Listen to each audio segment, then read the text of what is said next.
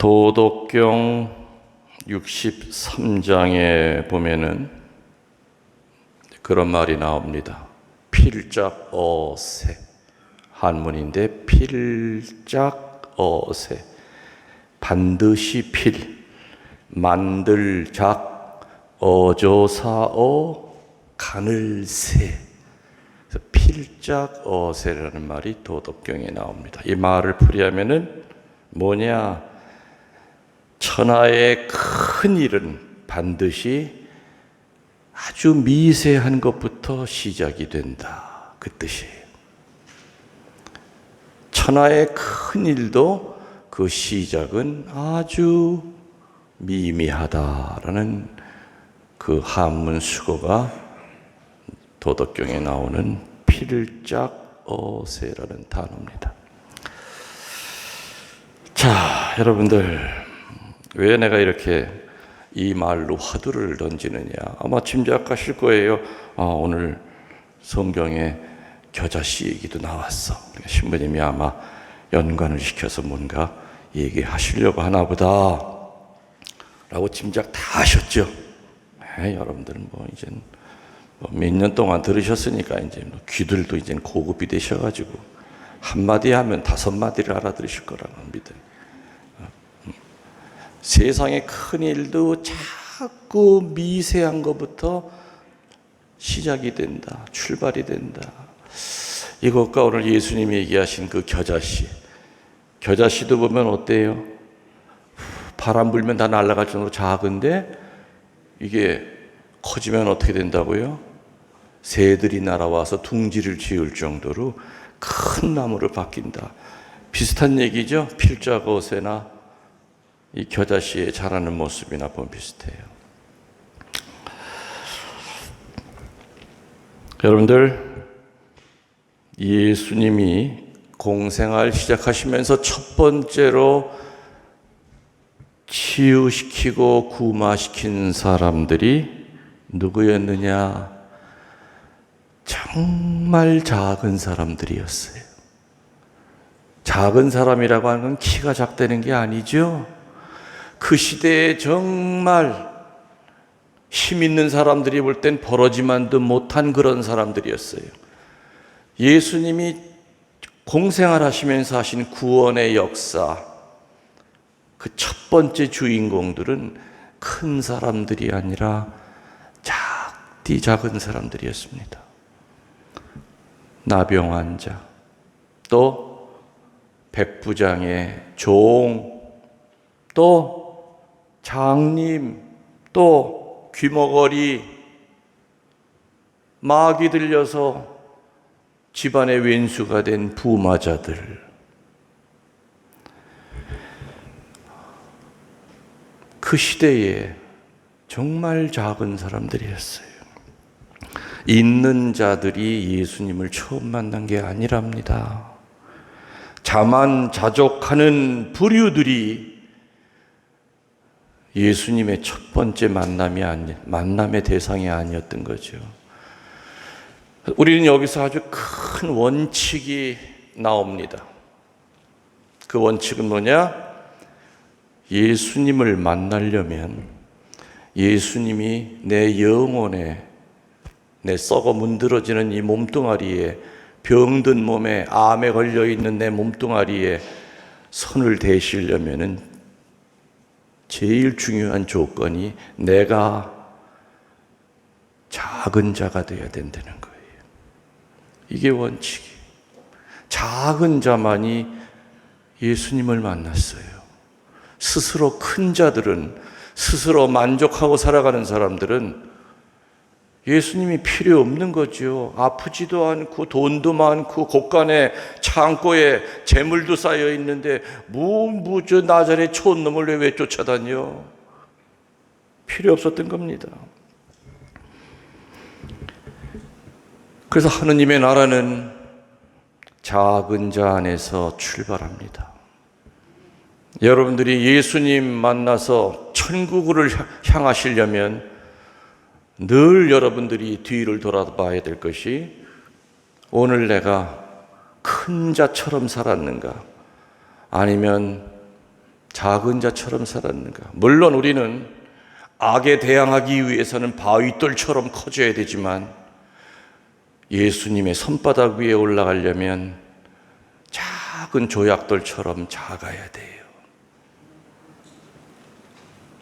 그래서 하느님의 나라는 작은 자 안에서 시작되고 성장이 됩니다.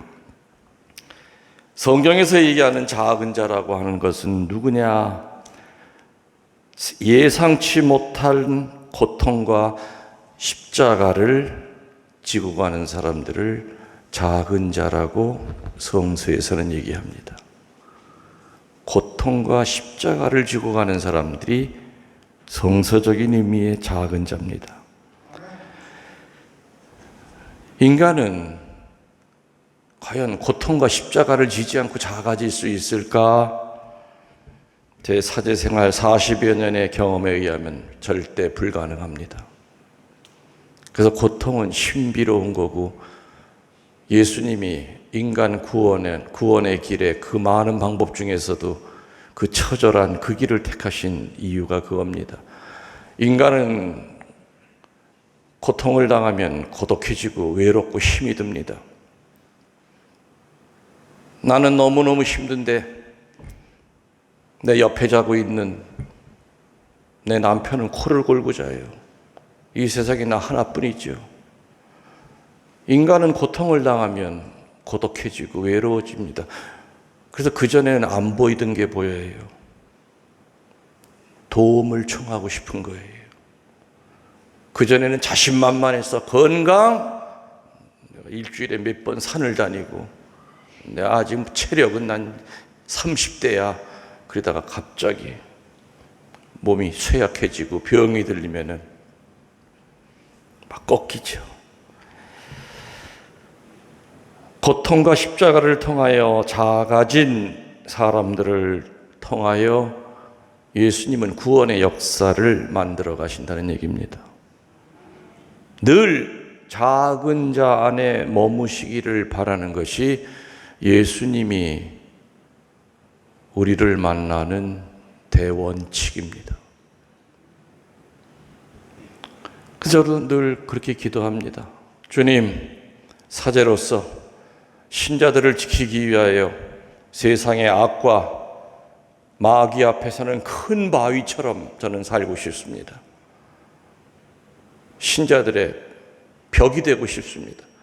그러나 주님 손에 놓인 작은 돌멩이처럼 늘 주님께서 주머니에 넣고 다니실 수 있는 그런 미소하고 작은 자, 그런 모습으로 사는 사제가 되게 도와주십시오 하고 늘 기도합니다.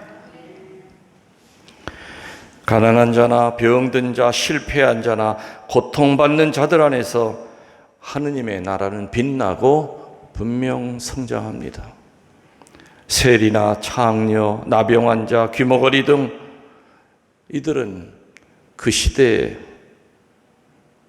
그야말로 한밤중에 누가 죽여도 아무도 상관 안 하는 그런 작고 비천하고 미소한 자들이었지만 그들은 세리나 바리새이나 율법학자들보다도 먼저 구원받았죠. 잘나고 똑똑했던 그 시대에 그 사람들은 구원을 받지를 못했다는 얘기입니다.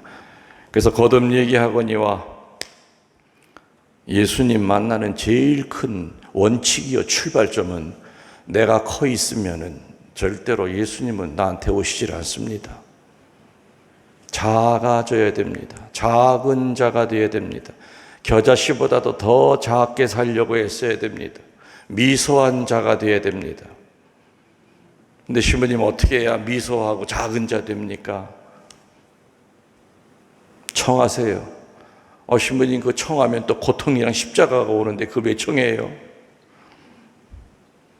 견딜 만한 십자가 주시기 때문에.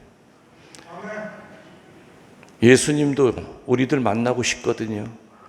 근데 마음의 문을 닫아 걸고 있어. 왜? 자만자족하기 때문에.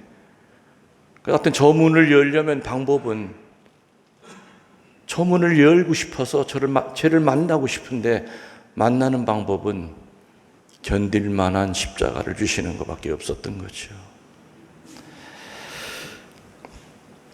오늘 복음에서도 하느님 나라는 겨자씨보다도 작고 보잘것 없지만 그것이 자라서 어떤 나무보다 더 크고 위대하다는 것을 가르쳐주고 계십니다. 사실 말이죠. 안 믿는 사람들 입장에서 보면 신앙은 겨자씨보다 더 작아 보입니다. 그 뭐 대단한 거야, 믿음이라는 게. 그게 꼭 필요한 거야? 뭐 믿어서 돈 생기는 것도 아니야. 돈을 갖다 바치대 보니까 헌금도 내야 되고 뭐도 내야 되고. 믿어서 팔자 고쳐지는 것도 아닌 것 같고, 이 바쁜 세상에 시간 낭비요, 돈 낭비요, 정력 낭비인데 그 뭐하러 득도 되지 않을 신앙을 왜 가져? 믿음이 밥 먹여주냐? 이렇게 쉽게 얘기합니다. 그러나 믿음은 정말로 우리의 팔자를 고쳐줍니다.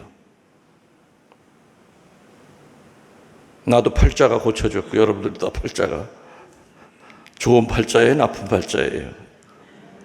그렇죠? 예수님 믿어서 좋은 팔자가 된 거예요. 또 믿음이 밥도 먹여줍니다. 맞아요, 틀려요? 그렇죠, 밥 먹여줘요. 우리는 손에 잡히는 빵만으로만 사는 존재가 아니지 않습니까? 어느 부잣집에 하인이 하나 있었다고 합니다. 이 부자는 큰 기업체를 운영하는 사장님이셨고 그야말로 부인서부터 아이들까지 호화스럽게 이를 데 없이 그야말로 문 열고 들어가면서부터 명품으로 치장하고 정말 많은 돈을 가지고 있었는데 거기서 하인 노릇하는 형제가 하나 있었다고 그래요. 뭐 집사라고 그래도 되고. 근데 그 사장집은 종교가 없는 무교였습니다. 물론 1년에 몇 번 부인이 절에 가서 이렇게 뭐 잘되게 해달라고 뭐 수천만 원 들여서 뭐 이제 그런 등도 달고 뭐 그런 정도지, 그냥 토속 신앙 정도지 특별한 종교가 없었어요. 근데 이 하인은 열심한 천주교 신자였죠. 그래서 그 집에 들어가서 일할 때 조건이 뭐냐? 일요일 날에는 반드시 미사를 가게 해달라고 그랬어요. 근데 워낙 일을 잘하니까 일요일 날 미사 가는 것도 못 가게 하고 싶은데 가는 것 자체가 종교가 싫어서, 근데 워낙에 일을 잘하니까 일요일 날 미사 갈 수 있다. 미사 가는 그 모습을 보면서 그 집안 식구들은 다 한마디씩을 했습니다. 이 형제는 주일이면은 제일 깨끗한 옷으로 갈아입고 자기 지갑에 있는 돈 가운데서 제일 깨끗한 돈을 그냥 봉투에 놓지도 않아요. 반드시 대리미로 깨끗하게 데려서 빳빳해진 그 돈을 봉투에 놓고 가는 그 모습을 보면서 주인 식구들은 비웃었습니다. 종교라는 것은 없는 사람들이, 못 사는 사람들이 의지할 데가 없으니까 믿고 매달리는 거야 라면서 뒤에서 손가락질을 했다는 얘기죠. 그러던 어느 날 그 사장의 동생이라고 하는 사람이 병원에서 암으로 죽어가고 있는데 속수무책이었습니다. 더군다나 그 죽어가는 암 환자 그 동생은 유명한 의학 박사였습니다. 의사인데도 불구하고 자기 몸 안에 있는 암을 해결하지 못하고 죽어가고 있기 때문에 식구들은 발만 동동 굴렀죠. 의사면 뭐합니까? 아무 소용이 없었습니다. 그런데 어느 날 병원에 심부름 왔던 그 하인 노릇하는 그 형제가 죽어가는 그 동생의 손을 잡으면서 기도를 합니다. 인간은 하느님께로부터 와서 하느님께로 돌아가는 나그네 여인이, 당신이 보기에 이 영혼 부족한 것이 많을지라도 주님 자비를 베풀어 주시고 하실 수만 있다면 이 암덩어리 뿌리까지 캐내 주십시오. 그 형제는 그 환자의 손을 잡고 눈물을 흘리면서 정말 애절하게 기도를 했습니다. 눈을 감고 그 얘기를 듣고 있던 그 의학 박사는 눈물을 펑펑 흘리면서 회개를 합니다. 놀랍게도 그 기도를 받고 나고 난 다음부터 이 환자가 차도가 생기기 시작하고 정말 기적처럼 암이 사라졌다는 거예요. 치유가 된 겁니다. 그리고 그 동생은 간증을 했습니다. 형님 집에서 일하시는 저분이 나를 살렸다고. 저분의 기도가 나를 살렸다고. 정말 하느님 계신 거 맞아요. 여러분들 그때부터 이 하인이라고 업신여기던 이 양반은 그 집안에서 그때부터 대접 받았겠어요? 안 받았겠어요? 그때부터 이 양반은 콩 가지고 파시라고 그래도 다 믿었어. 일하려고 아이고 일은 무슨 일, 쉬시라고. 봉급도 막 올려주고 그냥 위대한 사람이 된 거죠. 그 집안에서 존경받는 사람으로 바뀐 거예요. 그러면서 하나 둘씩 성당에 나가기 시작했고 나중에는 사장 부부도 세례를 받기에 이르렀다는 겁니다. 이렇게 돈도 지식도 믿음 앞에서는 한낱 작은 티끌이요 먼지였던 겁니다. 아까 얘기했죠. 우리 믿음 갖고 팔자 고쳤다고. 믿음 없고 팔자 고친 사람 많습니다. 어둠 속에서 살다가 광명으로 나왔는데요. 세상에서만 헤매이고 살다가 세상에 이런 세상이 있었구나. 이렇게 행복한 세상이 있었구나. 영원한 세상에 비하면 내가 사는 세상은 바다에 떨어지는 빗방울보다도 작구나. 수위의 주머니가 없다는 것을 내가 이제야 깨닫는구나. 욕심스러웠던 그 마음들이 하나씩 비워지는 겁니다. 세상의 눈으로 볼 때 믿음이 정말 작아 보입니다. 그러나 결코 믿음은 작은 것이 아닙니다. 하느님은 작은 자 안에서 당신의 영광을 드러내기를 원하시는 것이 믿음의 원칙이요 첫 번째 단추라고 그랬습니다. 예수님 본인도 정말 작은 자로 오셨죠? 맞아요? 틀려요?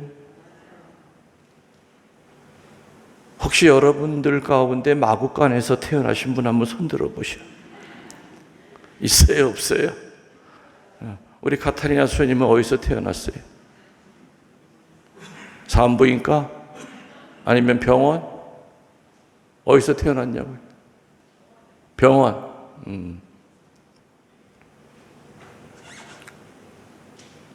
그러니까 우리들 예수님보다 다 큰 사람들이에요. 성탄 때 되면은 뭐 구유를 번쩍번쩍하게 하지만 마구간이라는 데가 뭡니까? 소똥 냄새, 말똥 냄새, 그 얼마나 지저분하고 구유라고 하는 게 뭐예요? 말 염을 집어넣어 가지고 말들이 머리 박고 말 밥통이에요. 말 밥통에서 태어났어요. 구세주가 얼마나 더 작을 수가 있는가? 예수님이 석가모니처럼 왕궁에 태어나가지고 나는 작은 자를 먼저 만난다 하면 좀 넌센스일 수 있어요. 그러나 예수님은 당신 자신이 작은 자로 오셨죠. 작은 자로 오신 그분을 믿는 사람은 작아 보입니다. 세상 사람들이 볼 땐 우습게 보입니다. 그러나 결코 작은 자가 아니라 그 믿음은 세상의 어떤 지혜나 능력보다도 훨씬 크고 위대하다는 겁니다. 오죽하면 겨자씨만한 믿음만 있어도 산에 있는 나무가 뿌리채 뽑혀서 바다에 심어져라 해도 심어질 거라 했겠는가? 네, 언젠가 아마 얘기한 적이 있을 거라고 생각이 됩니다. 아주 오래전에 35, 6년 전에 군종 신부 시절에 군인들도 사목했지만 그 동네 민간인들도 같이 제가 사목을 했어요. 최전방의 어느 군인 성당에서. 근데 매일같이 나오던 그 할머니가 한 분 계셨는데 어느 날 나오시지 않아서 물어봤더니 풍을 맞으셔서 오른쪽을 이렇게 못 쓰시는 거예요. 그 병원에 있다가 집에 오셔서도 거동하기가 어려운 거죠. 근데 어느 날부터 지팽이를 잡고 이 오른쪽 다리를 이렇게 끌면서 성당을 오십디다. 매일 미사를. 땀을 뻘뻘 흘려가면서 성한 사람이면 한 20분이면 올 거리지만 그분은 거의 1시간을 걸려서 두 발자국 걷다가 한참 쉬었다가 또 두 발자국 걷다가 그렇게 해서 매일 미사를 옵디다. 아유, 그래도 할머니 이렇게라도 미사 오시는 거 보니까 참 좋은데 무리는 하지 마세요. 네, 그랬죠. 신부님 괜찮습니다. 그리고 또 어느 날부터 이상한 행동을 하시는데 사람들은 다 망령이 난 줄 알았어요. 성체를 내가 이 성한 손에다 이렇게 놀려드려요. 그럼 이렇게 성체를 입으로 가져가서 영하시고 난 다음에 이 할머니가 바로 가지를 않고 내 이 제2자락 있죠. 이거를 내 앞에서 꽉 이렇게 움켜쥐고 이따 들어가요. 뒤에 사람 기다리는데 기다리건 말건 그냥 내 제2자락 움켜쥐고 이렇게 하고 저도 처음에는 당황했지만은 또 주변 사람들이 나가서 또 막 뭐라 그랬나 봐요. 왜 그러냐고, 왜 성체형 왔으면 바로 들어가면 되지 왜 신부님 제2자락은 자꾸 그러냐. 대꾸도 안 하더래. 나중에 내가 그냥 할머니 제일 나중에 나오시라고 그랬어요. 그리고 잡고 싶은 만큼 잡고 가라 그랬어요. 제일 나중에 나오라. 아무튼 그 할머니가 내 제2자락을 이렇게 잡고 또 미사 끝나고 나서 이제 수단 입고 밖에 나가서 신자들이랑 이렇게 악수하면은 내 뒤로 와가지고 내 또 수단자락을 또 이렇게 뒤에서 잡아 당기는 게 느껴져요. 치마가 이렇게 누가 자꾸 당기잖아. 이렇게 뒤돌아보면 또 그 할머니야. 그래 얼마나 신자들이 눈총을 줬겠어요. 아우 저 노인네 망령 났나 보다. 제2자락을 잡고 이제 신부님 제2까지 잡아 당긴다고. 응? 한 3개월 지났을까? 밤새 피가 억수로 쏟아지는 날 새벽이었는데 누가 사제관 문을 막 두둥기는 거예요. 새벽에 누가 왔나고서는 나가보니까 세상에 그 할머니가 그냥 피를 험빵 맞고 그냥 줄줄 흐르면서 사제관 문 앞에 서 계신 거야. 아니 어떻게 된 거예요 할머니? 저는 그래서 아주 직감적으로 제가 알아챘어요. 아, 며느리가 쫓아냈구나.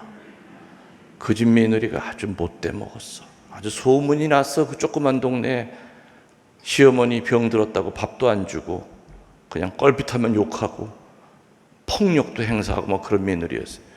경찰도 몇 번 왔다 갔다 한 며느리였고 새벽에 비 맞고 할머니가 와 있으니 내 입장에서는 이거 며느리가 쫓아냈구나. 그 생각을 하니까 뚜껑이 열리는 거예요. 할머니 갑시다. 내가 오늘 2년 내 다리 몽둥이 부러뜨려야 되겠어. 이 못된 년어. 내가 참다 내가 오늘 도저히 못 참겠어. 할머니를 끌고 가려고 하니까 아니요 신부님 그게 아니요 며느리랑 관계가 없어. 근데 왜 피는 이렇게 새벽부터 맞고 이러세요? 신부님 나 어쩌면 좋아. 뭐가요? 나 몸이 난 것 같아. 그러면서 내 앞에서 앉았다, 일어났다. 그리고 이렇게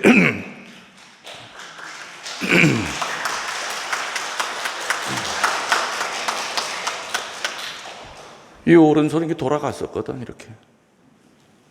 그리고 보니까 얘기할 땐 몰랐는데 계속 이 손으로 막 손을 움찔움찔 하시는 거예요.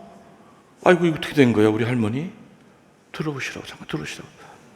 저 빗물이야, 좀 닦자고. 그래서 앉혀드리고 수건으로 좀 닦아드리고 난 다음에, 아니, 이게 어떻게 치유가 되셨어?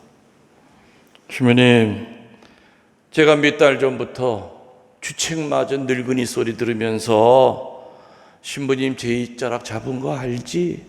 알다뿐이요. 온 동네 사람이 다 알죠. 자기가 이유가 있었대. 누워가지고 어느 날 성서책을 이렇게 보고 있는데 긴 세월 동안 하혈하던 여인이 예수님이 자기 동네에 온다는 소리를 듣고 예수님 계신 곳에 가서 예수님 옷자락을 잡았더니 하혈이 멈추더라. 그거를 읽는 순간, 맞다, 나도 그 여자만큼 믿음이 있어. 내가 왜 우리 신부님 예수님 대리자인데 예수님 옷자락 잡으면 나한테도 아마 주님께서 그런 축복 주실 거예요. 그 마음 먹은 그날부터 미사 가서 신부님 제2자락을 잡고, 미사 끝나고 나서도 뒤에서 신부님의 수단자락을 잡고 갔습니다. 근데 어저께 밤에 온몸이 뜨거워지면서 비비 꼬였던 팔이 펴지더래요. 그리고 다리, 뻗정다리가 됐더니 오른팔이, 이 무릎이 관절이 꺾여지면서 다리에 힘이 들어가더래요. 신부님, 저 어제 한잠도 못 잤습니다.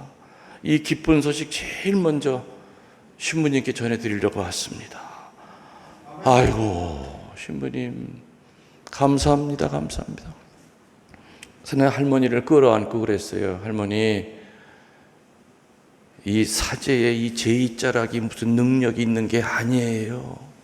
할머니의 믿음이 할머니를 살리신 거예요.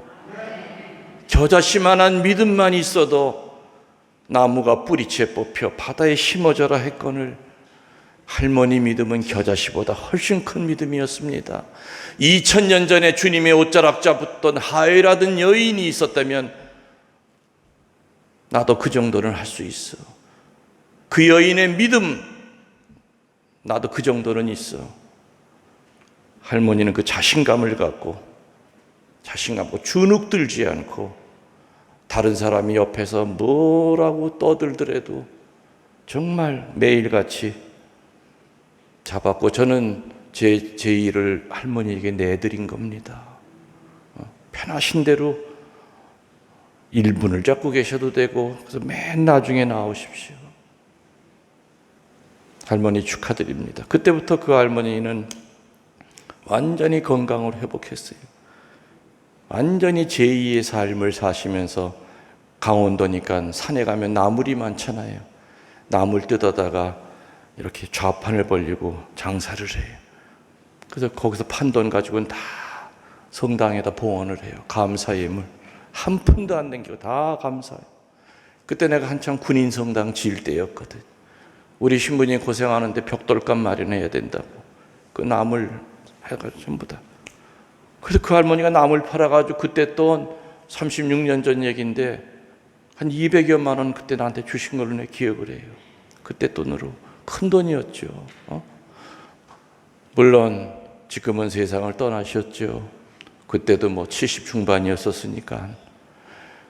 그래서 저는 하혈하던 여인이 예수님 옷자락 잡는 그거를 볼 때마다 그 옛날 군종 신부 시절 내 수단과 제의를 움켜잡던 그 할머니가 생각이 나. 오늘부터 나 큰일 났네. 5만 사람이 다 잡겠네.